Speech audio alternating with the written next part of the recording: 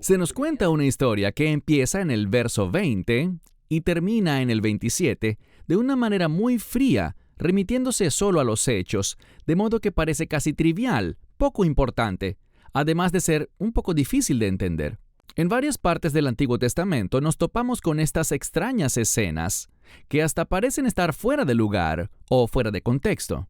El problema no está en los versos, sino en nuestra incapacidad de conectarlos con los temas tan importantes que ellos abordan. Examinemos con cuidado lo que sucede aquí. Esto se trata de cuando Noé plantó una viña, hizo vino y se embriagó. Luego se arrastró hacia su tienda y se quedó dormido, completamente desnudo. Así es, Noé, ese gran hombre piadoso, se emborrachó, específicamente con vino. Por cierto, esta es la primera vez que se menciona el vino, yaín, en la Biblia. Ha habido mucha discusión sobre estos versos con el paso de los siglos, queriendo analizar, más que todo, si fue accidental o no que Noé creara el vino y luego accidentalmente lo bebiera, siendo el primer humano en tener una resaca. Yo no lo creo. Sin duda, Noé sabía qué resultaba de la fermentación de las uvas, y luego beberse eso. Noé era simplemente un hombre que tenía defectos, y una de las virtudes de las Sagradas Escrituras es que no ocultan los defectos de los seres humanos. No los hacen ver como seres perfectos e infalibles, como todas las religiones falsas tienden a hacer con sus líderes y fundadores. Incluso los hombres y héroes más grandiosos de la Biblia son mencionados con sus tropiezos y con los rasgos desagradables de su carácter. Y la razón de eso es muy sencilla. Nuestra justicia ante Dios no depende de nosotros, sino de Dios. Siempre ha sido así y siempre lo será.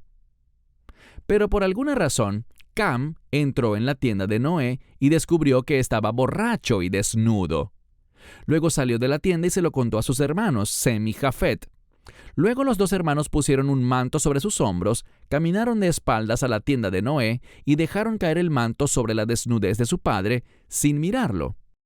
Cuando Noé se despertó, se ofendió, se enojó, descargó su ira no tanto en Cam, sino en Canaán, el hijo de Cam. Él le echó una maldición a Canaán y sin embargo aquí pasan otras cosas. Además de la maldición sobre al menos uno de los hijos de Cam, también bendijo a Sem y a Jafet. Antes de hablar de esas bendiciones, la pregunta más lógica es, ¿por qué Noé se enojó tanto? ¿Y por qué su nieto Canaán, que al parecer no estuvo involucrado en esto, salió perdiendo con esa maldición? Los antiguos sabios han dado todo tipo de explicaciones. Sin entrar en detalles, la idea es que Cam hizo mucho más que solo toparse con la desnudez de su padre, que Cam cometió algún acto antinatural contra su padre Noé, porque Cam se había vuelto malvado. Casi todas las traducciones bíblicas reconocidas usan palabras en el verso 24 que dicen algo como: «Y cuando Noé se despertó, se enteró de lo que le había hecho su hijo menor». Y si bien yo también solía pensar así, ya no apoyo la teoría de que Cam le hiciera algo más a su padre, fuera de verlo desnudo y luego salir a contar lo que vio a sus hermanos. Después de leer profusamente a los antiguos sabios hebreos, veo que Cam probablemente cometió dos crímenes. El primero fue el crimen de avergonzar a su padre. El crimen no solo fue que vio a su padre Noé borracho y desnudo, fue lo que Cam hizo al respecto. En vez de mostrar respeto, cubrir a su padre y salir sin decir palabra, Cam salió disparado a decírselo a sus hermanos. Y al hacer eso, Cam no honró a su padre. Y aquí vemos un principio importante. Noé merecía que lo honraran porque, en primer lugar, era el padre de Cam, y segundo, porque Dios había llamado a Noé, de entre todos los hombres de la tierra, un tzadik, un hombre justo ante sus ojos. Si Dios tenía a Noé como a un hombre justo, ese es el fin del asunto.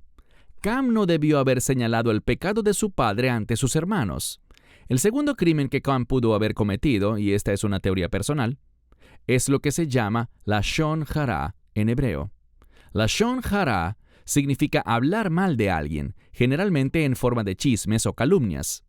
Y si bien eso pareciera no ser tan grave, porque en nuestra sociedad es algo que pasa comúnmente, cuando lleguemos al Levítico y analicemos la parte sobre Zarat, que ha sido mal traducido como lepra, veremos que esa enfermedad es vista como un castigo de Dios.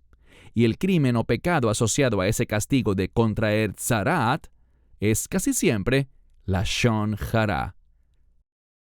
Hablar mal de alguien.